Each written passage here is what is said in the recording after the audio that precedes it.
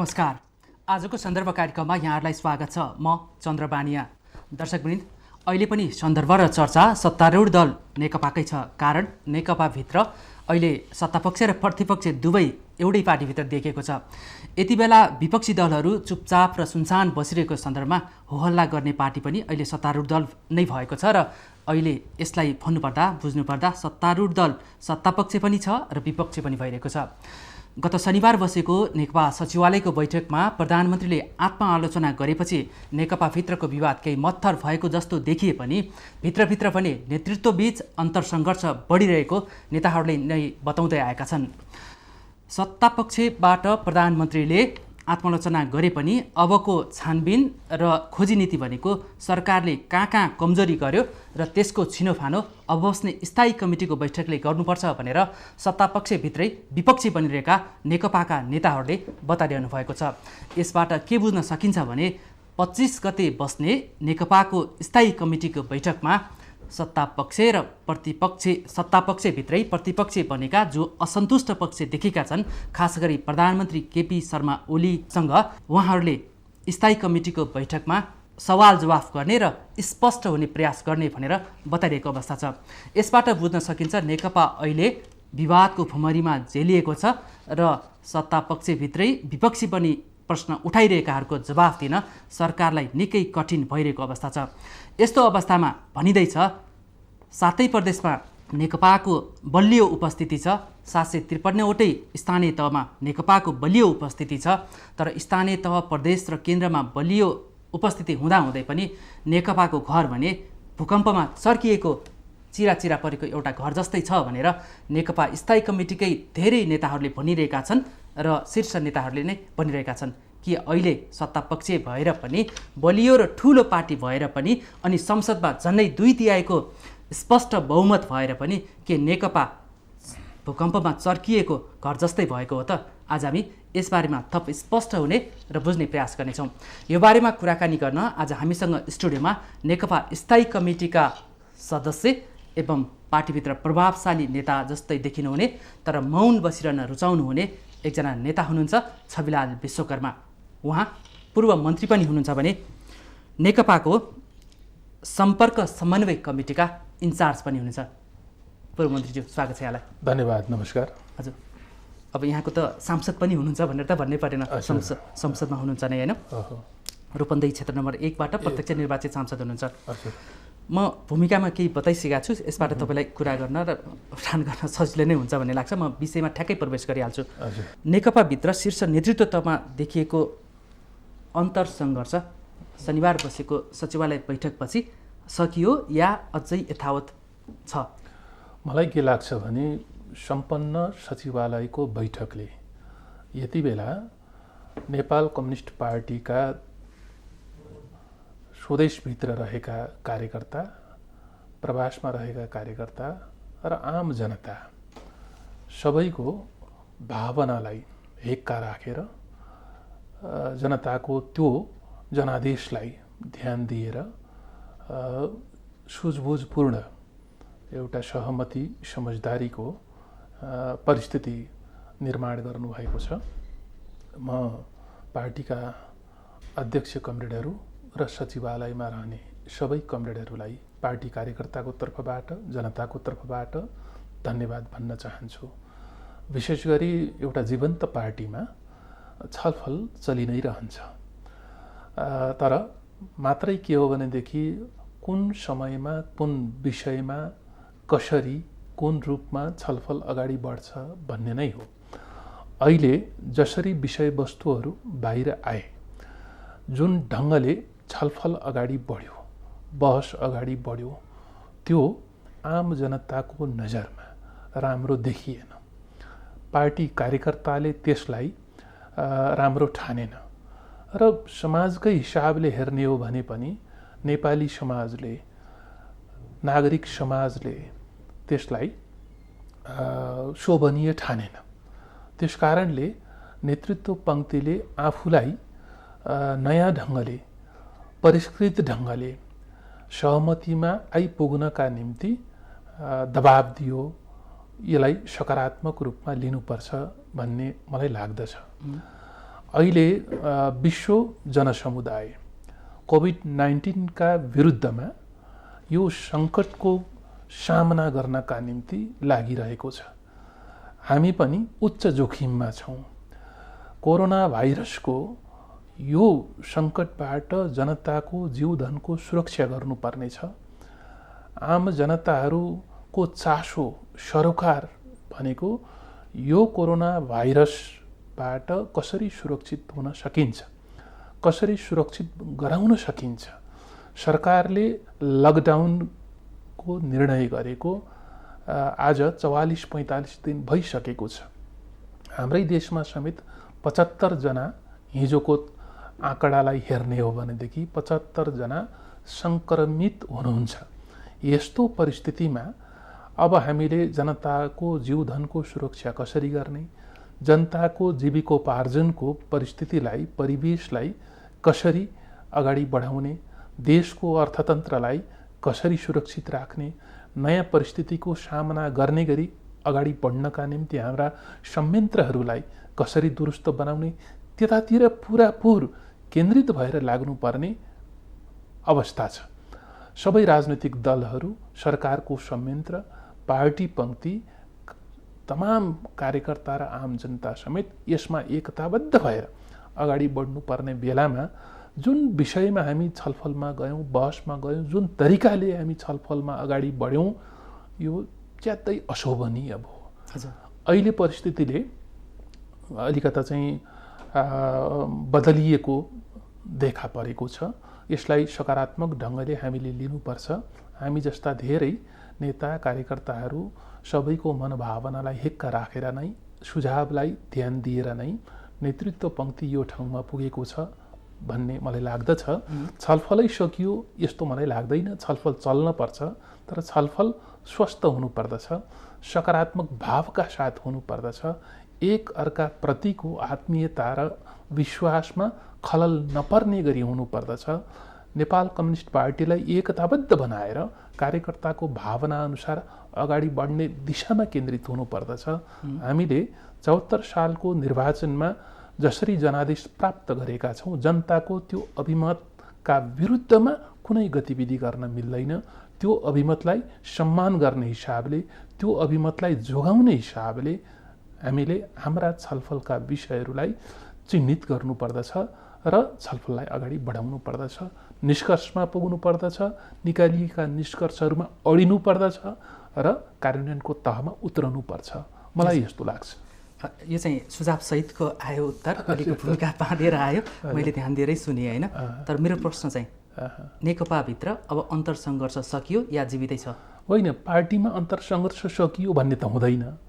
Communist पार्टीमा अन्तरसङ्घर्ष चल्छ। मैले अघि पनि चर्चा गरेँ कुन विषयमा, कुन समयमा भन्ने हो। हजुर, जुन किसिमको अन्तरसङ्घर्ष छ नि, यो स्वाभाविकै हो या अलिकति धर्मरौँदो छ, अलिकति डरलाग्दो अवस्था? यस्तो छ, स्वाभाविक र सहज त भएन यो। मैले अघि पनि भने यो त अशोभनीय तहमा पुग्यो।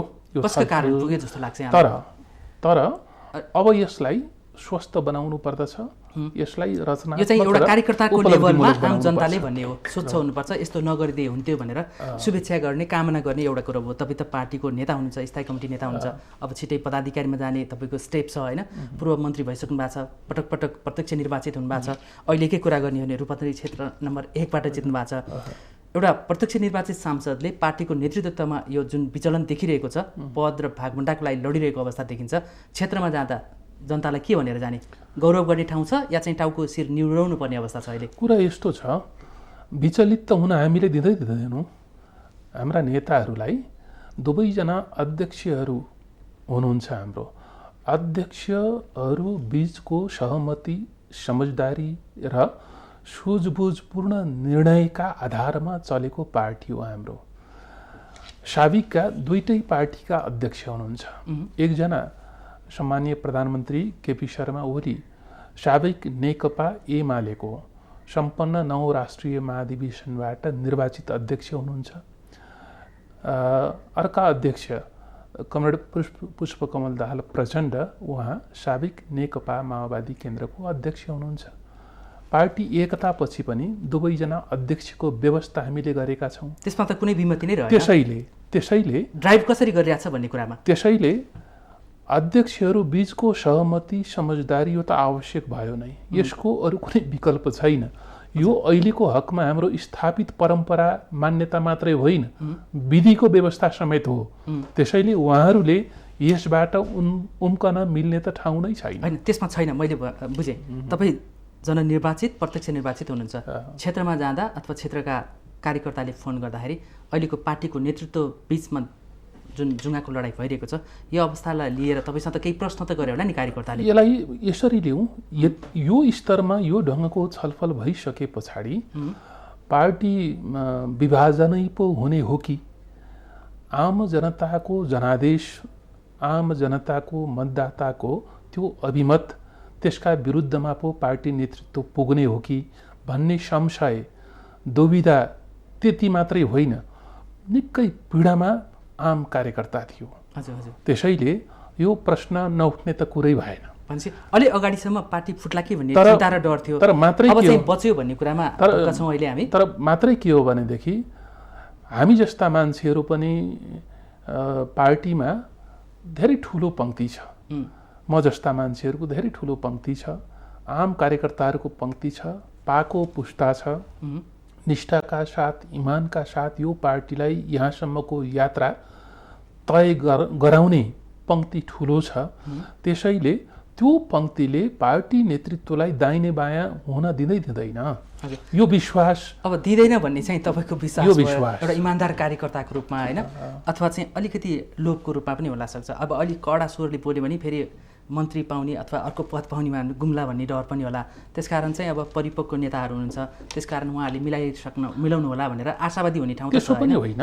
यो तपाईँको के छ भनेदेखि नि प्रवृत्तिको कुरा हो। हजुर, यही समाजबाट निस्किएका नेता कार्यकर्ताहरू हौँ, जनप्रतिनिधिहरू हौँ।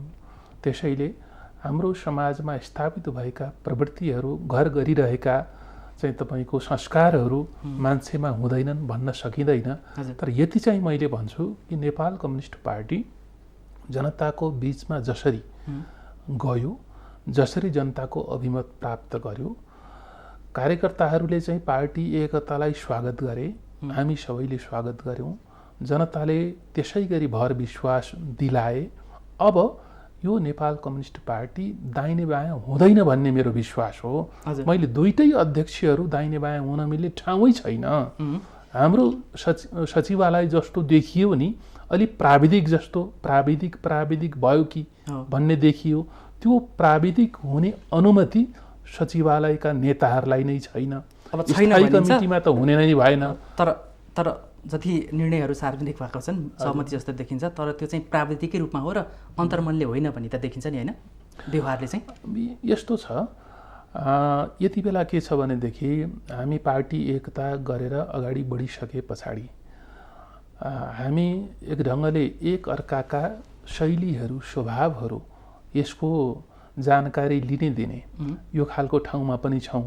एकले अर्कालाई पुरापुर बुझिसकेको अवस्था पनि होइन र एक अर्कालाई बुझेर पनि त्यस अनुसारको भर विश्वास कायम हुन नसकेको पनि फेरि देखिएको छ।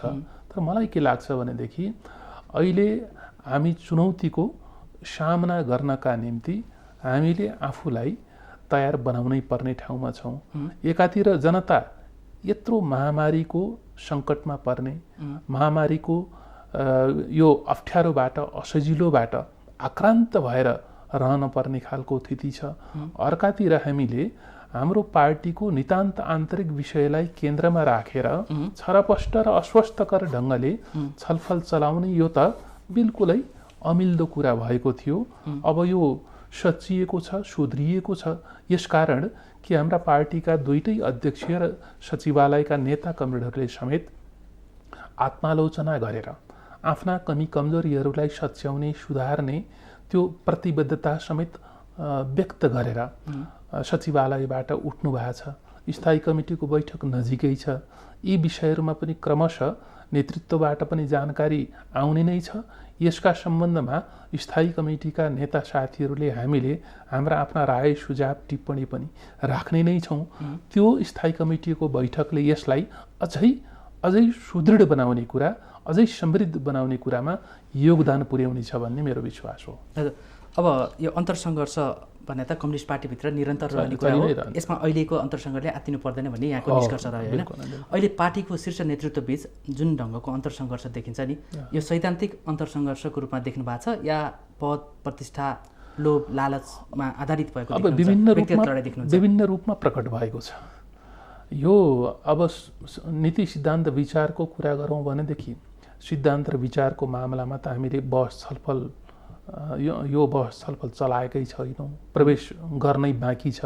पार्टी एकता भइसके पछाडि हामीले एउटा चाहिँ तपाईँको व्यवस्था गरेका छौँ। हाम्रो राजनीतिक प्रतिवेदन, हाम्रो विधान यसको व्यवस्था अनुसारले अब महाधिवेशनसम्म पार्टीलाई लिएर जाने भनेका छौँ हामीले। यसको तात्पर्य के हो भनेदेखि नीति सिद्धान्त र विचारको छलफल छ नि, त्यो छलफल त हाम्रो खुला भइसकेकै छैन। अहिले त हामीले यो नेपाल कम्युनिस्ट पार्टी यो पार्टीका एकताका बाँकी रहेका प्रक्रियाहरूलाई कसरी सम्पन्न गर्ने, सरकारलाई प्रभावकारी ढङ्गले कसरी सञ्चालन गर्ने, जनताको जनअपेक्षालाई पुरा गर्ने हिसाबले कसरी अगाडि बढ्ने। वैचारिक लडाईँ होइन, यो चाहिँ व्यक्तिगत हो नै भन्ने यसलाई के भनौँ भनेदेखि पार्टी सञ्चालनको मामलामा विधिका कुराहरू पनि यसमा छन्। सरकार सञ्चालन गर्ने मामलामा पनि पार्टी र सरकार बीचको समन्वय सम्पर्क यो पनि विधिसँग सम्बन्धित रहेको विषय पनि हो। त्यसैले सिद्धान्त र विचारको विषयभन्दा पनि बेसी विधिसँग सम्बन्धित रहेको विषय यसमा प्रकट हुन्छ। सँगसँगै व्यक्तिकेन्द्रित विषयहरू त यसमा प्रवेश गर्ने नै भए, यो त प्रकट भएकै कुरा हो। हजुर, अब अहिले चाहिँ यो अलि व्यक्ति केन्द्रित राजनीति नेकपाको शीर्ष नेतृत्वमा बढिरहँदाखेरि पार्टीभित्र एउटा भयानक अवस्था सिर्जना हुने स्थिति आयो। त्यसकारण अहिले सत्तारूढ दल जो चाहिँ 7 प्रदेशमा सशक्त उपस्थिति जनाउँदै पनि नेकपा अहिले एकदमै कमजोर धरातलमा छ र लगभग जस्तै भूकम्पमा हल्लिएको र चर्किएको घर जस्तै छ भनेर पनि स्थायी कमिटीकै तपाईँका नेकपाका नेताहरूले भनिरहेको अवस्था छ। यसमा तपाईँ कति प्रतिशत सहमत? मलाई त्यस्तो त लाग्दैन। त्यो हदसम्म नेपाल कम्युनिस्ट पार्टी पुगेको छ भन्ने हो भनेदेखि त आफै पनि सुरक्षित छैन भन्ने कुरा सहजै बुझ्न सकिन्छ। चर्किएको घरमा बस्ने त कसले चाहिँ सुरक्षित महसुस गर्न सक्ला? त्यसैले आफूलाई पनि त्यो आत्मविश्वास छैन कि भन्ने बुझिन्छ। मलाई लाग्छ त्यो खालको ठाउँमा हामी पुगेका छैनौँ। म नेपाल कम्युनिस्ट पार्टी यो पार्टीको नेतृत्वप्रति मेरो विश्वास छ, भरोसा छ। कामका दौरानमा देखा परेका कमी कमजोरीहरू छन् ती। मैले कमजोरी रहित पार्टी नेतृत्व छ भन्ने मलाई लाग्दैन। तर भएका कमी कमजोरीलाई सच्याउने पनि त हिम्मत, त्यो सच्याउने इच्छा शक्ति पनि त नेतृत्वसँग रहेछ नि, त्यो पनि त भर्खरै प्रकट भएको छ। त्यसैले हामी खराबै मात्रै छौँ, हामी अब धेरै कमजोर भयौँ, हामी विभाजनको तहमा पुगिनै सक्यौँ, हामी बिल्कुलै नालायक भयौँ भनेर आत्मभत्सना गर्ने ठाउँमा अहिले नेकपा पुगिसकेका छैन हैन, पुग्नु हुँदैन, पुग्दैनौँ। त्यो ठाउँमा नेपाल कम्युनिस्ट पार्टी छैन। अहिलेकै अवस्थालाई पनि हेऱ्यौँ भनेदेखि सरकारका कामहरू कमी कमजोरीका बावजुद यो महामारीसँग जुझ्ने मामलामा सफलतापूर्वक अगाडि बढेको छ। कतिपय कामहरू सकारात्मक ढङ्गले युगीन महत्त्वका कामलाई अगाडि सारेको छ। कमी कमजोरी पनि छन्, ती कमी कमजोरीलाई सच्याउनुपर्छ, सुधार्नुपर्छ, यो नै हो। कमी कमजोरी नै हुँदैनन् भन्ने होइन, तर ती कमी कमजोरीलाई सुधार्ने र सच्याउने हो। त्यसैले पनि यस्तो बेलामा सरकारको विकल्प खोज्ने कुरा, सरकारको नेतृत्वको विकल्प खोज्ने कुरा, यो त जनताले पनि कार्यकर्ताले पनि मन पराएनन्। भनेपछि अहिले जुन पार्टीभित्रका शीर्ष नेताहरू, पूर्व अध्यक्षहरू, पूर्व प्रधानमन्त्रीहरूले अहिले प्रधानमन्त्रीलाई जसरी दबाब दिनुभयो, अहिले तपाईँले सक्नु भएन, परिस्थिति खराब रह्यो, त्यसकारण अध्यक्ष र प्रधानमन्त्रीबाट छोडेर अर्को विकल्प खोजौँ भनेर जुन ढङ्गको सुझाव र दबाब दिनुभयो, यो चाहिँ अहिलेको परिस्थितिमा गलत थियो? यसलाई सही भन्न सकिएन। मैले यो किन भनेको छु भनेदेखि आम कार्यकर्ताले पनि यसलाई स्वीकार गरेन, जनताले पनि स्वीकार गरेन। यो पार्टीभित्रको कुरा मात्रै भएन, पार्टीभन्दा राजनीतिभन्दा बाहिर रहेको नागरिक समाजले पनि, अरू राजनीतिक पार्टीले पनि राम्रो मानेन। किन भन्नुहुन्छ भने हामीसँग यस्तो एउटा अवसर छ अहिले नेपाल कम्युनिस्ट पार्टीसँग नेपालको राष्ट्रिय राजनीतिमा स्थिरता र स्थायित्व, सरकारको स्थिर सरकार, अस्थिर होइन, स्थिर सरकार र स्थायित्व भएको राष्ट्रिय राजनीति, यो कायम राख्ने यो अवसर नेपाल कम्युनिस्ट पार्टीसँग छ, हामीसँग छ। किनभने नेपालको राष्ट्रिय राजनीतिमा अस्थिरताले गाँजेर थिलो पारेर अनि हामी चाहिँ आक्रान्त बनेका हौँ, हामी पीडामा रहेका हौँ, सदैव अस्थिरतामै जेलिनु पर्ने खालको स्थिति त्यस्तो आइपर्यो। अहिले हामीले त त्यसैले 74कै चुनावमा आम जनतासँग सरकार हामीले स्थिर सरकार दिन्छौँ र राजनीतिलाई स्थिरता दिन्छौँ। यो स्थिरताका निम्ति हामीलाई विश्वास गर्नुहोस् भनेर गएका हौँ हामीले। जनताले विश्वास गरे, अझै विश्वास गर्दैनन् कि भनेर हामीले के भन्यौँ भने अहिले समय भएन, अहिले हामीलाई विश्वास गर्नुहोस्, मत दिनुहोस्, परिणाम आउनासाथ हामी पार्टी पनि एक गरेर जान्छौँ भन्यौँ हामीले। यसलाई जनताको तर्फबाट विश्वास गरियो र परिणाम आएको 3 महिनाभित्र त पार्टी एकताको घोषणा नै भयो। यसको तात्पर्य के हो भनेदेखि अस्थिरतालाई जनताले मन पराएन, खारेज गरिदियो, स्थिरता खोज्यो, सरकारको स्थिरता चाह्यो। यो 5 वर्षसम्म सरकारको कामकाज हेरेर 5 वर्षपछि फेरि जनताले मूल्याङ्कन गरेर आफ्नो अभिमत प्रकट गर्छ नि। त्यसैले यो अवसर अहिले हामीसँग छ। त्यो अवसरलाई हामीले कुनै हालतमा गुमाउनु हुँदैन। त्यो गल्ती हामीले गर्दैनौँ। भनेपछि शीर्ष नेताहरूले जुन दबाब दिए अहिलेको सन्दर्भमा उपयुक्त थिएन, यसरी बुझौँ। अब भूमिका त तान्न परेन, यस या नो? यस्तो छ, त्यो यसै पनि गलत थिएन भन्ने पुष्टि भइ नै सक्यो र त्यसलाई सच्याउने काम भइसक्या हुनाले त्यतातिर फर्किनै पर्यो। हजुर, त्यति बेला जनताले अस्थिरताबाट आक्रान्त भएर स्थिरताको खोजी गरेका थिए। नेकपाका नेताहरूले घोषणापत्र सहित वक्तव्य र आमसभाहरूमा हामी स्थिरता दिन्छौँ, हामी दुईटा मिलेका छौँ, त्यसकारण हामीलाई जिताउनुहोस् भन्ने अथवा विविध आश्वासनहरू दिए होइन। तर त्यो भावनाको त प्रधानमन्त्रीले पनि त 2 वर्षपछि त अलिकति अवहेलना गर्न खोजे जस्तो त देख्यो नि होइन। जस्तै दल विभाजन सम्बन्धी विवादास्पद अध्यादेश ल्याइदिनु भयो, तपाईँहरू अहिले भन्दै हुनुहुन्छ यो स्थिरताको खोजीमा छ र यो स्थिरताको लागि यो सरकार बनेको हो। तर त्यही सरकारका प्रमुखले त दल विभाजन सम्बन्धी फेरि विधेयक ल्याइदिनु भयो, त्यसले गर्दा पनि त अहिलेको यो झगडा देखियो। परिस्थिति कसरी पनि विकास भयो भनेदेखि नि 2 वर्षसम्म संविधानले नै सरकारको विकल्पको कुरा गर्नलाई नै चाहिँ तपाईँको चाहिँ प्रतिबन्ध लगाएको अवस्था त थियो नै। यही अस्थिरता नहोस् भनेर यो संविधानले ठाउँ ठाउँमा तपाईँको यस ढङ्गका चेक ड्यामहरू बाँधेको छ कि 2 वर्षपछि विषय खुल्ने भयो। त्यसो भए हुनाले अलिअलि चलखेल भएको त्यो अनुभूति सम्मानीय प्रधानमन्त्रीलाई भयो होला, त्यसैले अलि आशंका उहाँको बढ्यो होला। बेला बेलामा उहाँको प्रस्तुति आशंका बढेको होइन, उहाँले नै बढाइदिनु भयो र उहाँ आफै नै अग्रसर बनिदिनु भयो। त्यसैले संविधानले ड्याम्प लगाइदियो। जब 2 वर्ष कट्यो, स्वयं सरकारका प्रमुख जो नेकपाका अध्यक्षले नै अब चाहिँ 2 वर्षले चाहिँ संविधानले रोकेको थियो पार्टी विभाजन गर्न र अविश्वासको प्रस्ताव ल्याउन। अब 2 वर्ष कटिहाल्यो, अविश्वासको प्रस्ताव ल्याउने वातावरण बनाइदिउँ भनेर उहाँले नै दल विभाजन सम्बन्धी अध्यादेश ल्याएको होइन र। त्यसैले राजनीतिमा अलिअलि तरङ्गित चाहिँ भएकै हो। 2 वर्षपछिको अवस्थामा विभिन्न हिसाबले तरङ्गहरू पैदा भए। यो सही तरङ्ग थियो या गलत तरङ्ग? कहीँ भित्रभित्रै भए होलान्, ती सतहमा आएनन्। सतहमा आइसके पछाडि आम जनताले पनि देख्ने, सुन्ने, बुझ्ने अवसर प्राप्त भयो हो। मलाई के लाग्दछ भनेदेखि अहिले त्यो विषयमा प्रवेश गर्ने कुरै होइन। अध्यादेशको मामला त अब पार्टी नेताहरूले, हामी सबैले, कार्यकर्ता र जनताले समेत यो फिर्ता लिनुपर्छ। यो समय अनुकूल भएन, यसको अहिले आवश्यकता छैन भनेपछि त्यसलाई महसुस गरेर फिर्ता लिइसके पछाडि त त्यो गलत रहेछ भन्ने त यसै पुष्टि भइ नै सक्यो। म अर्को प्रश्नमा गएँ। अब गत शनिबारको सचिवालय बैठकले तपाईँहरू जस्ता इमान्दार जो चाहिँ आशावादी भइरहनु भएको छ, 2टा पाइलटले चलाइरहेको नेकपा अब टुट्दैन फुट्दैन, नेकपा बलियो नै छ र जनताको मतको यसले कदर गर्छ भन्ने जुन ढङ्गको तपाईँको विश्वास छ, तर्क छ होइन, त्यसलाई मैले सम्मान गर्दै अब अहिले पनि अब मैले अघि ओपनिङमा पनि भने अहिले विपक्षीहरू कमजोर अवस्थामा छन् र चुपचाप छन् पर्ख हेरेर अघि बढेको स्थितिमा छन् होइन। काहीँ गरी सरकार कमजोर भयो भने मात्रै हामी बोल्न परौँला, नत्र अहिले सरकार दह्रो भएको बेला पार्टी दह्रो बेला हामीले बोलेर पनि केही हुनेवाला छैन भन्ने उनीहरूको बुझाइ छ होइन। तर नेकपाभित्र नै अहिले प्रतिपक्षी जन्मिरहेको अवस्था छ नि। अब यसले गर्दाखेरि चाहिँ सत्ता पक्ष जो प्रधानमन्त्री सरकारमा चलाउनेसँग नजिक भएकाहरू समर्थनमा बोलिरहेको अवस्था, सरकारमा भाग नपाएकाहरू अहिले विपक्षमा बोलिरहेको अवस्था छ। अब आउने स्थायी कमिटीको बैठक जो वैशाख 25 गते बस्दैछ, कस्तो हुने आकलन गर्नुभएको छ तपाईँले?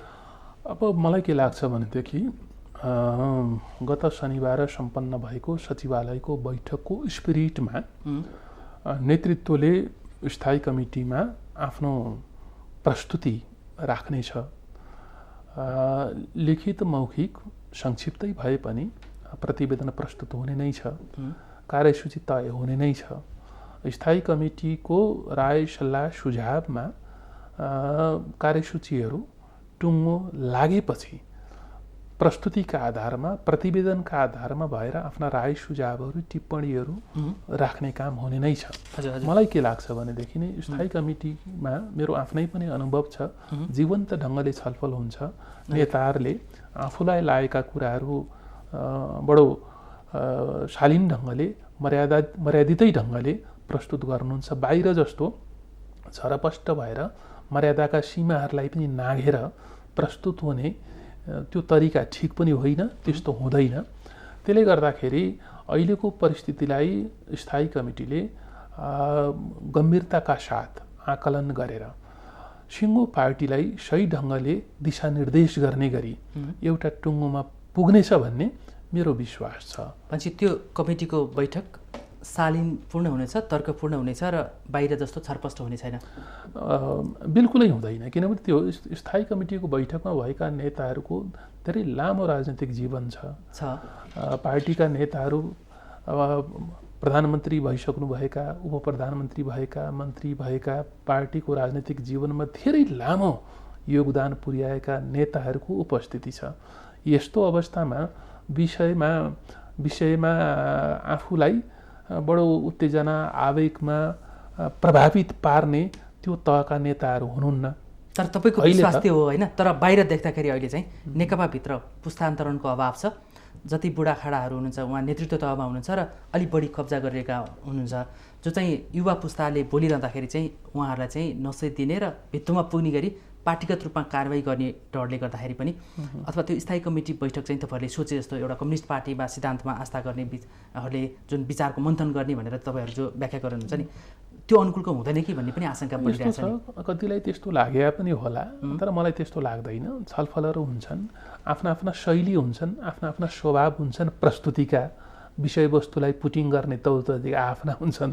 तर ती नकारात्मकतातर्फ उन्मुख भएका विषयवस्तु पक्कै पनि हुन्नन्। किनभनेदेखि कार्यकर्ताले त हेरिरहेछ नि, जनताले हेरिरहेको छ। एउटा प्रधानमन्त्रीको एउटा अभिव्यक्तिलाई अगाडि लिएर आउने यहाँ होइन, जस्तो उहाँले चाहिँ सरकारले राम्रो काम गरिरहँदा पनि बाहिरबाट रहेकाहरू, पार्टीभन्दा बाहिर रहेका त कुरै छोडौँ, पार्टीभित्रैबाट हामीलाई घेराबन्दी गर्ने प्रयास भइरहेका छ, दुष्प्रयास भइरहेका छन्। र यो कठिन परिस्थितिमा म मुलुकको निकासको लागि जुधिरहँदा र राम्रो काम गर्दा पनि म माथि आक्रमण भइरहेछ र मेरो सिङ्गो टिममाथि आक्रमण भइरहेछ। यो आक्रमण गर्नेहरूको विचारलाई चाहिँ मैले छातीमा टाँसेर राखेको छु, उपयुक्त समयमा यसको हिसाब किताब हुनेछ पनि भन्नुभएको छ नि, के भनेको यस्तो चाहिँ? खै अब कहाँ कसरी कुन सन्दर्भमा उहाँले भन्नुभयो त्यो मलाई जानकारी भएन। तर मलाई के लाग्छ भनेदेखि अलिअलि कस्तो हुन्छ भने अब सरकारको जिम्मेवारीमा रहेकाहरूलाई चारैतिर राम्रा कामहरू भइरहेको त्यस्तो लाग्छ। किनभने आफ्नो परिभाषित काममा व्यस्तताका बिचमा पुरै जुटेको हुन्छ, लागेको हुन्छ, त्यस्तो लाग्न सक्छ। बाहिरबाट हेर्दाखेरि त्यस्तो नलाग्न पनि सक्छ। तर यसको मामलामा त छलफल भएपछि, विमर्श भएपछि बल्ल प्रष्टाप्रष्टि हुन्छ। सरकारलाई असहयोग गर्ने, सरकार खतमै भयो, बर्बादै भयो भनेर पार्टीका मान्छेहरूले, साथीहरूले प्रस्तुत भएको त मलाई लाग्दैन। सरकारले काम गरिरहेको छ, सरकारले ज्यादै चुनौतीपूर्ण परिस्थितिको सामना गरेर अगाडि बढिरहेको छ। संविधानको व्यवस्था अनुसार हामी 3 तहका सरकारमा छौँ, यो सङ्घीयतामा छौँ। हेर्नुहोस्, यो पहिलो अभ्यासमा छौँ हामी। पहिलो अभ्यासमा रहिरहँदाखेरि धेरै असजिलो हुन्छ। हजुर। विधि विधानको तर्जुमा गर्नेदेखि लिएर नीति नियमको तर्जुमा गर्ने, संरचना बनाउने, त्यसलाई कार्यान्वयन गर्ने आदि छन्। पहिलो अभ्यासमा छौँ र यो पहिलो अभ्यास ठिक्कै ढङ्गले अगाडि बढेको छ। अब कतिपय काममा देखा परेका कमजोरीहरू अवश्य पनि छन्। बाहिर पार्टी कार्यकर्ताले, जनताले यसरी अगाडि बढे हुन्थ्यो, यो विषयलाई यसरी लिए हुन्थ्यो भन्ने लाग्छ नि, त्यस्तो नभएको हुनसक्छ। त्यस्तोमा आलोचना हुन्छ। त्यो आलोचनालाई पनि सरकारले, जिम्मेवारीमा रहेको पङ्क्तिले, सरकार प्रमुख अहिले हाम्रो पार्टी अध्यक्ष सम्मान्य केपी शर्मा ओलीले, उहाँले पनि सकारात्मक ढङ्गले ग्रहण गर्नुपर्छ। सत्तामा रहेपछि, जिम्मेवारीमा रहेपछि रचनात्मक ढङ्गले आएका विषयवस्तुलाई, सुझावलाई, टिप्पणीलाई त्यसलाई ग्रहण गर्ने हो र सबल पक्षहरूलाई अझै सुदृढ बनाएर अगाडि बढ्ने हो। सबैले साथ लिएरै अगाडि बढ्नुपर्छ भन्न ठान्छु म चाहिँ। यो तपाईँको सुझाव हो होइन?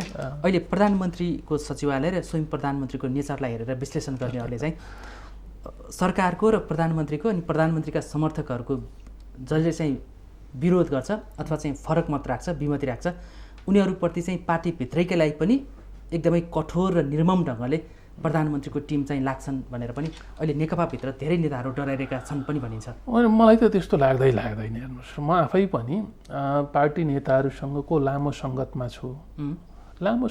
छु। उहाँहरूका स्वभाव, उहाँहरूका शैलीहरू त्यसको चाहिँ जानकार नै छु। चाहे अब पार्टी अध्यक्ष सम्माननीय प्रधानमन्त्री केपी शर्मा ओली भन्नुहोस्, चाहे हाम्रो वरिष्ठ नेता पूर्व प्रधानमन्त्री माधव कुमार नेपाल भन्नुहोस्, चाहे पूर्व प्रधानमन्त्री झलनाथ खनाल भन्नुहोस्, उहाँहरूसँगको सङ्गत छ। अब अर्का अध्यक्ष पूर्व प्रधानमन्त्री पुष्पकमल दाहाल प्रचण्डसँग पार्टी एकता भएपछिको सङ्गत हो। यो आधारमा भन्नुपर्दाखेरि हाम्रो पार्टी नेतृत्व त्यस्तो असहिष्णु, त्यस्तो आग्रही छैन, पटक्कै छैन भन्छु। यो तपाईँको विश्वास हो कि ढाकछोप हो? त्यो गर्नै मिल्दैन। पार्टीमा त्यो गर्नै मिल्दैन। ल मान्यज्यू, तपाईँ प्रत्यक्ष निर्वाचित सांसद हुनुहुन्छ, स्थायी कमिटीको सदस्य, पूर्व मन्त्री हुनुहुन्छ। अहिले मैले भने जसले विमति राख्छ, जसले फरक मत राख्छ, त्यो माथि निर्मम रूपमा खनिनेछ, अझ भनिन्छ होइन, अरिङ्गालहरू खटाइनेछ, अरिङ्गालहरूले टोक्न आउँछ। मलाई कस्तो लाग्छ, जुन सामाजिक सञ्जालमा भाइरल भइरहेछ नि, यो किन भइरहेछ? मलाई कस्तो लाग्छ नि, अपवादका रूपमा एकाध सन्दर्भ अलिक ओझेलमा परेको, ध्यान नपुगेको त्यस्तो हुन सक्छ, त्यसलाई मैले मान्छु। तर त्यो के छ भने कुनै नियतवश पुरै चाहिँ तपाईँको भित्तामा पुर्याउनका निम्ति नियतवश नै पार्टी नेतृत्वले यसरी लाग्यो भन्ने चाहिँ मलाई लाग्दैन। अब यो सन्दर्भमा पार्टी कमिटीमा नै हो छलफल हुने, पार्टी नेतृत्वलाई सुझाउने हो, ध्यानाकर्षण गराउने हो र हामीले पार्टीलाई विधिसम्मत ढङ्गले परिचालन गर्ने हो। पार्टी र सरकारको बिचको सम्बन्धलाई सुमधुर बनाउने हो। किनभने सरकारको पक्षमा त पार्टी छ, पार्टी परिचालित हुन्छ। आम जनताका बिचमा सरकारले गरेका कामको सन्देश पुर्याउने प्रचारक त्यो त पार्टी हो। हेर्नुहोस्, पार्टी त हो। यो बिचमा त्यो हुन नसकेको हो। यसकारण पनि हो कि अब हामीले कमिटी बनाउने मामलामा पनि धेरै विलम्ब गर्यौँ। 3 महिनाभित्रमा पार्टी एकताका सबै कामहरू सक्छौँ भनेका थियौँ हामीले, तर हामीले समयभित्र काम सम्पन्न गर्न सकेनौँ। त्यसले लामो समय लियो। स्थानीय तहमा, प्रदेशमा, तलसम्म हाम्रा कमिटीहरू भएनन्। त्यस्तो अवस्थामा जनताको बिचमा यी सन्देशहरू लिएर जान सक्ने खालको स्थिति भएन। त्यो हो। तर क्रमशः हामीले पार्टी एकताका बाँकी रहेका कामहरूलाई पनि हामीले अगाडि बढाएका छौँ र अझै केही कामहरू अझै बाँकी छन्, तिनलाई सम्पन्न गर्नुपर्नेछ। अब एउटै बुझाइका आधारमा हामीले आम पार्टी कार्यकर्तालाई परिचालित गर्ने हो। यो त हामीले अभियान नै अगाडि सारेका थियौँ, सम्पन्न भएको। मैले केन्द्रीय कमिटीको दोस्रो सरकारको आलोचना गर्ने प्रति अहिले यो लकडाउनले गर्दाखेरि त्यसलाई हामीले स्थगित गर्यौँ। हजुर, त्यो ठिक छ। अहिले सरकारको नेतृत्व गर्ने र सरकार प्रधानमन्त्रीको आसपासका रहेकाहरूले आक्रमण गर्छन् कि गर्दैन भने प्रायः त्यो भनेपछि भौतिक आक्रमणै भने होइन कि, जस्तो सामाजिक सञ्जालहरूमा देखिन्छ नि होइन, सरकारको यो विरोध गर्ने त्यसको हैसियत के भन्ने टाइपको पनि देखिन्छ नि, चाहे सचिवालय सदस्य रहेकाहरू होस् या अन्य बाटो पनि आइरहेछ यो प्रसङ्गमा मात्रै सोधेको थिएँ होइन भले यहाँले छैन भन्नुभयो अहिले यहाँले मैले यसलाई यस रूपमा यसलाई चाहिँ भन्न चाहेको हुँ हजुर यो के छ भनेदेखि सामाजिक सञ्जालमा मान्छेहरूले कतिलाई साइबर क्राइमै लगाइरहेको अवस्था छ आफ्ना ढङ्गले लेख्ने बोल्ने कुराहरू छन् कि तर त्यो लेख्ने बोल्ने सन्दर्भलाई पनि के लेखिया छ कुन नियतले लेखिया छ के विषय लेखिया छ भन्ने कुरा त फेरि पाठकहरूले आफैले पनि जज गर्ने कुरा रह्यो होइन जज हुन्छ भन्छु म चाहिँ यो तरिका चाहिँ बेठिक हो मलाई पुरापुर विश्वास छ कि पार्टी सर्वोपरि हो भन्ने मान्यता त्यो स्थापित हुनुपर्छ स्थापित गर्नुपर्छ अहिले पार्टी विधान सम्मत चलेको छ या छैन अहिले तपाईँको पछिल्लो उत्तरकै रूपमा सुझावकै रूपमा जस्तो कतिपयले अहिले सरकार पार्टीको निर्देशनमा पनि चलिरहेका छैन र पार्टी स्वयं पनि पार्टीको विधानअनुसार नचल्दाखेरि अहिले पार्टीभित्र चाहिँ अराजकता निम्तिने अवस्था देखिएको छ र बाहिर हेर्दा बलियो देखे पनि भित्र जर्जर छ भनेर पनि विश्लेषण गरिएको छ अहिले यस रूपमा लिनुपर्दछ जस्तो लाग्छ किनभनेदेखि पार्टी नेतृत्वले पनि महसुस गरिसकेको सन्दर्भमा पार्टी र सरकारको बीचमा समन्वय जुन रूपमा हुन पर्दथ्यो त्यो भएन कि भन्ने तपाईँको गुनासो थियो भएन भन्ने यसमा चाहिँ टिप्पणी थियो अहिले दुवैजना अध्यक्ष कमरेडहरूले र सचिवालयका नेता कमरेडहरूले समेत अब हामीले चाहिँ विगतमा कतिपय कमी कमजोरी भए अब ती कमी कमजोरीहरूलाई अब हामीले सच्याउँछौँ अब हामीले चाहिँ आपसमा विमर्श गरेर समन्वय गरेर हामीले विधिसम्मत ढङ्गले पार्टी र सरकार चलाउँछौँ भन्ने ठाउँमा पुग्नुको तात्पर्य के हो भने हुँदै भएन भन्ने होइन तर कतिपय कमी कमजोरी रहेछन् भन्ने त यसैले पुष्टि गर्छ सचिवालय बैठकमा प्रधानमन्त्रीले आत्मालोचना गरेको कारण पनि त्यही नै हो नि होइन यसलाई सकारात्मक रूपमा लिनुपर्छ भन्ने हजुर म अर्को त्यो सचिवालय बैठकमा भएको निर्णयलाई नै कतिपयले राम्रो भनेका छन् र कतिपयले केपी ओलीको यो गौतम पासा हो यो गौतम कार्ड हो पनि भनेका छन् त्यो प्रसङ्गलाई म कोट्याउन चाहन्छु पार्टीभित्र अन्तरसङ्घर्ष चरम रूपमा बढेपछि प्रधानमन्त्री केपी ओलीले सचिवालय बैठकमा जो दबावका साथ बसेको थियो सचिवालय बैठक त्यसमा चाहिँ वामदेव गौतमलाई उपयुक्त समयमा प्रतिनिधि सभाको सदस्य बनाइनेछ भनेर प्रस्ताव गर्नुभएको छ र त्यहाँ धेरैमा हाँसो पनि आयो केहीमा आशंका आयो कसैले भैँसी पार्टीको बैठकलाई तोड्नको लागि प्रधानमन्त्रीको यो अर्को चाल हो पनि भन्ने कुरा छन् होइन कतिपयले चाहिँ अब त्यो तहका सबै नेताहरू प्रधानमन्त्री भइसकेको सन्दर्भमा प्रधानमन्त्री केपी ओलीले चाहिँ सहानुभूतिपूर्वक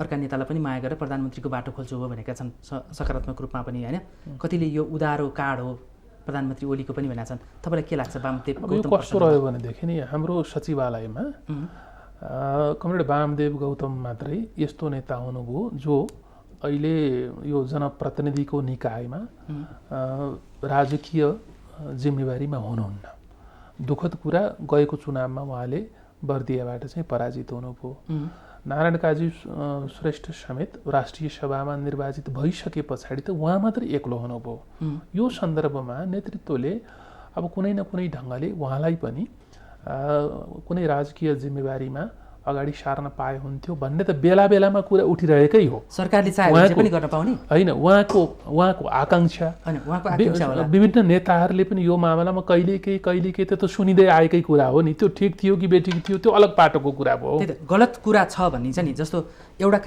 कार्यकालको लागि आम निर्वाचन हुन्छ त्यसको म्यान्डेट भनेको 5 वर्ष हुन्छ त्यो 5 वर्षभित्र अब कटेकै छैन त्यही कार्यकालभित्रै फेरि एक फेर पराजित भइसकेको मान्छेलाई कुनै न कुनै बाटोबाट प्रतिनिधि सभामा लैजानु भन्ने चाहिँ कम्युनिस्ट पार्टीको विधानले सिद्धान्तले यसलाई के पाच्छै छ यो स्वाभाविक हो यसलाई यसरी ल्याउँ आम रूपमा हेर्दाखेरि त चाहिँ तपाईँको यो 5 वर्षका निम्ति निर्वाचित हुन नसकेपछि अर्थात् निर्वाचनमा पराजित भएपछि अब ठिकै छ जनताले मलाई चाहिँ आफ्नो विश्वास यसपटक दिएनन् अर्को मैले तयारी गर्छु पार्टीको जिम्मेवारीमा रहेर भूमिका निर्वाह गर्छु भन्न पनि सकियो तर कतिपय सन्दर्भमा आवश्यकताको पनि कुरा भयो व्यक्तिको आफ्नो इच्छाको कुरा पनि भयो यदि आवश्यकता हो र त्यस्तो मान्छे संसदमा चाहिन्छ भने त प्रत्यक्ष निर्वाचित नगराएर प्रत्यक्ष निर्वाचनमा नलडाएर समानुपातिकमा सिट सुरक्षित गर्न सकिन्छ नि त्यसैले वामदेव गौतम जतिको हाम्रो पार्टीको नेता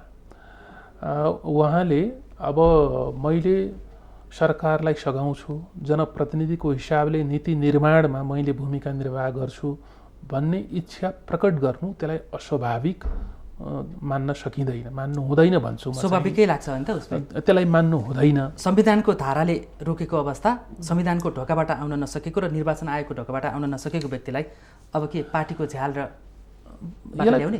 यस्तो छ, पार्टीको झ्याल होइन यो, पार्टीको झ्याल भन्न मिलेन।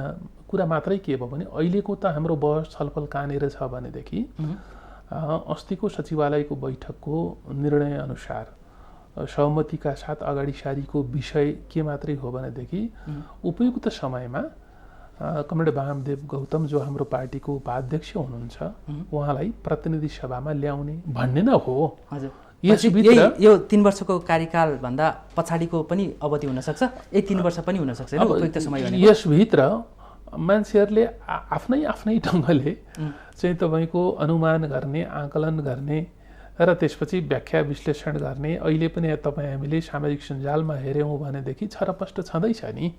तर ती सबै विषयतिर अहिले किन प्रवेश गर्नु र? उपयुक्त समय भन्नेमा किन खोजी गर्नु र होइन अहिले? रमाइलो कुरा छ यो। यति सिनियर नेताहरूमा पनि ललित देखाइने रहेछ कि त्यसलाई त्यस रूपमा पनि नलिउँ भन्ने मेरो आग्रह छ। उसले यसरी लिँदा हुन्छ? हजुर, नेकपाका होनहार नेता जो पार्टी पङ्क्तिमा उच्च तहमा हुनुहुन्छ र अहिले पार्टी उपाध्यक्ष हुनुहुन्छ, त्यो पनि पार्टीको विधानै परिवर्तन गरेर अरू उपाध्यक्ष कहाँ छन् थाहा छैन, विगतमा एमाले भएकाहरू अहिले उहाँलाई फेरि पार्टी विधान गरेर ल्यायो। अब उहाँलाई संविधान संशोधन गरेर फेरि प्रतिनिधि सभामा लाने चर्चा पनि छ, अथवा अर्को कुनै क्षेत्र खुला गरेर खाली गरेर जननिर्वाचितलाई राजीनामा गर्न लगाएर अर्कोबाट ल्याउने भन्ने पनि तयारी होला सायद पार्टीको। त्यो उपयुक्त समयको हामी खोजी नगरौँ तपाईँले भनिहाल्नु भयो त्यो ठाउँमा पुगिसकिएको छैन। म तपाईँलाई भन्दैछु त्यस कारणले अब यसरी भन्दा हुन्छ, नेकपा भन्ने एउटा ग्राउन्ड छ, फुटबल ग्राउन्ड, त्योभित्र चाहिँ वामदेव गौतम फुटबल बन्दै हुनुहुन्छ? बिल्कुलै होइन। कमरेड वामदेव गौतम धेरै लामो राजनीतिक इतिहास भएको, यो कम्युनिस्ट पार्टीलाई यहाँसम्म ल्याइ पुर्याउनका निम्ति धेरै ठुलो योगदान पुर्याएको एउटा सङ्गठक हो उहाँ। त्यसैले भन्दैछु राजकीय क्षेत्रमा पनि पटक पटक महत्त्वपूर्ण जिम्मेवारीहरू उहाँले वहन गर्नुभएको छ, पुरा गर्नुभएको छ। अब मात्रै कुरा के रह्यो भनेदेखि प्रधानमन्त्रीको कुरा होइन, यो प्रसङ्ग तपाईँले उठाउनु भयो। कमरेड वामदेव गौतमलाई अब उहाँ उप प्रधानमन्त्री भइसक्नु भएको छ, पटक पटक मन्त्री भइसक्नु भएको छ। म अब प्रधानमन्त्री हुने मेरो इच्छा छ, चाहना छ भन्नुलाई किन अस्वाभाविक ठान्नु र? जस्तो एउटा देखियो नि, जस्तो मैले अहिले भने फेरि दोहोऱ्याएँ, नेकपा एउटा फुटबल मैदान, त्यसमा वामदेवलाई भकुण्डो बनाउने खोज्दैछ, कहिले यता फालेको छ कहिले उता फालेको छ। जस्तै योभन्दा अगाडि पोखरामा निर्वाचन क्षेत्र खाली भयो, अब वामदेवलाई उठाउने भन्ने हो। त्योभन्दा अगाडि एउटा कर्णालीको कुन प्रदेशमा भन्ने थियो, त्यसपछि फेरि अर्को प्रदेशमा, त्यसपछि फेरि काठमाडौँको क्षेत्र नम्बर 6 जो रामवीर मानन्दर भन्ने थियो होइन। अब हुँदा हुँदा हुँदा फेरि अहिले कता पाल्पाको कुरा पनि छ, फेरि कतै कास्कीको पनि छ, खगराज अधिकारीको पनि कुरा आइरहेछ, कता त्यो दलबहादुर राणाको पाल्पाको पनि कुरा आइरहेछ। वामदेवलाई लान खोजा चाहिँ कहाँ भनेको, संसदमा हो कि सिंहदरबारमा हो कि कता हो लान खोजा चाहिँ? यो नमिलेको संयोग मात्रै हो होइन। अब जसरी उपयुक्त समयमा प्रतिनिधि सभामा ल्याउने भन्ने नेताहरूका बीचको सहमति छ, त्यसैले कुनै त्यस्तो उपयुक्त समय संयोग मिल्ला जति बेला हामीले कमरेड वामदेव गौतमलाई प्रतिनिधि सभामा पाउनेछौँ। हजुर, अब तपाईँले जहाँसम्म फुटबल मैदानको फुटबलको कुरा गर्नुभयो नि, म पनि त्यो खेलसँग सङ्गति राख्छु कि फुटबल बिना खेल कहाँ हुन्छ त? एउटै फुटबल हुन्छ, तपाईँको चाहिँ 11 जना 22 जना खेल्ने हो होइन। मैदान पनि चाहियो, फुटबल पनि चाहियो, खेलाडी पनि चाहियो। त्यसलाई हलुका ढङ्गले हामीले नलिउँ, फुटबलको अपरिहार्यतालाई हामीले चाहिँ महसुस गरौँ भन्ने ठान्छु। हजुर, ठिक छ। अब हेर्दाखेरि चाहिँ के, अब जो सचिवालयमा छन् उहाँहरू चाहिँ खेलाडी जस्तो देखियो, सिङ्गो नेकपा एउटा पार्टी जस्तो भयो, फुटबलको रूपमा वामदेव गौतम हुनुभयो कि भन्ने मात्रै हो। जाँदा एउटा सुझाव दिउँ मान्यज्यू, यदि उपयुक्त समयको सही परिभाषा गर्ने हो भने चाहिँ यो 74 सालको निर्वाचनको समय अब 3 वर्ष बाँकी छ, त्यो 3 वर्षपछिको निर्वाचनमा उहाँलाई सबभन्दा जहाँबाट उठाउँदा लौरो उठाइन जित्छ भन्ने क्षेत्र छ, त्यही क्षेत्र रोजेर अर्को निर्वाचनबाट उहाँलाई प्रधानमन्त्री बनायो भने सबभन्दा राम्रो हुन्छ कि भन्ने मेरो तपाईँलाई सुझाव हो। अब सुझावका लागि तपाईँलाई धन्यवाद छ। आम कार्यकर्ताले नेताहरूले पनि यी विषयहरूमा छलफल गर्ने कुरा हुने नै भयो है, हुने नै भयो। कमरेड वामदेव गौतमप्रति मेरो धेरै ठुलो आघात स्नेह छ, आदर छ, सम्मान छ, हाम्रो पनि छ है। अब उहाँ चाहिँ तपाईँको धेरै योगदान पुर्याएको नेता हो, उहाँ आफै खेलाडी हो। त्यसैले अब बेला बेलामा उहाँलाई बडो हलुका ढङ्गले मान्छेहरूले प्रस्तुत गरिदिन्छन्। त्यो तहको नेता होइन, उहाँ कद्दावर नेता हो। त्यसैले यो कम्युनिस्ट पार्टीलाई एकताबद्ध बनाउने र जनअपेक्षा पुरा गर्ने राजनीतिक संस्थाका रूपमा यो पार्टीलाई स्थापित गर्ने मामलामा उहाँ अरूभन्दा केही कदम अगाडि बढेर योगदान पुर्याउनुहुन्छ, यसमा मेरो पुरा विश्वास छ। हस्, महत्त्वपूर्ण समय र विचारको लागि यहाँलाई धन्यवाद। धेरै धेरै धन्यवाद। आदरणीय दर्शकवृन्द, आजको सन्दर्भमा आज हामीले नेकपाभित्रको अन्तरसङ्घर्ष के हो, कस्तो हो र आगामी स्थायी कमिटीको बैठकमा यसले कसरी सहज व्यवस्थापन गर्छ र निकाल्छ भन्ने सन्दर्भमा केन्द्रित भएर पूर्व मन्त्री छविलाल विश्वकर्मा जो नेकपाको स्थायी कमिटी सदस्य हुनुहुन्छ र सम्पर्क समन्वय कमिटीको इन्चार्ज पनि हुनुहुन्छ, उहाँसँग कुराकानी गरेर जान्ने र बुझ्ने प्रयास गऱ्यौँ। निर्धारित समय सकेको छ। आजको श्रृङ्खलाबाट म चन्द्र बानिया बिदा हुन्छु। सत्य, तथ्य र निष्पक्ष समाचारको लागि माउन्टेन टेलिभिजन हेर्दै रहनुहोला। नमस्कार।